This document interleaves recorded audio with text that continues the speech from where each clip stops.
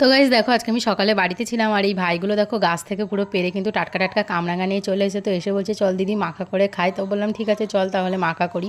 তারপরে কিন্তু কামরাঙাগুলোকে জলে ভালো করে ধুয়ে নেওয়া হলো, আর তারপরে এই দেখো কামরাঙাগুলোকে কিন্তু এখন কেটে নেওয়া হচ্ছে। তো কাটা হয়ে যাওয়ার পর দেখো এর উপর দিয়ে দিলাম কাসুন্দি, তারপরে কিন্তু দিয়ে দিয়েছিলাম লঙ্কার গুঁড়ো, আর লঙ্কার গুঁড়োটা বেশ বেশি পরিমাণেই দিয়েছিলাম যাতে ঝালটা বেশি হয়। তারপরে দিয়ে দিয়েছিলাম নুন। তো এই তিনটে জিনিস দেওয়ার পর কিন্তু এবার এটাকে ভালো করে মাখিয়ে নিতে হবে। তো এখন কিন্তু এটাকে দেখো ভালো করে মাখিয়ে নিচ্ছি। আর আমি কিন্তু কামরাঙাটা মাখাচ্ছিলাম আর পাশ দিয়ে একটু নুন দিয়ে দিচ্ছিলো, কারণ নুনটা একটু কম হয়েছিলো। আর সবাই কিন্তু খাওয়ার জন্য পুরো এক্সাইটেড হয়ে বসেছিল, কারণ যে কোনো টক জিনিস মাখা কিন্তু খেতে খুব ভালো লাগে। আর কামরাঙা কাটার পরে মানে এই যে স্টারের মতো দেখতে লাগে, এটা কিন্তু আমার খুব ভালো লাগে। তোমরা কারা কারা কামরাঙা মাথা খেতে ভালোবাসো অবশ্যই কমেন্ট করে জানিও। আর দেখো সবাই কিন্তু আমরা চারিপাশে গোল করে বসে পড়েছি, আর এই সব কামরাঙা মাখাগুলো কিন্তু আমরা নিজেরাই খেয়ে নিয়েছিলাম।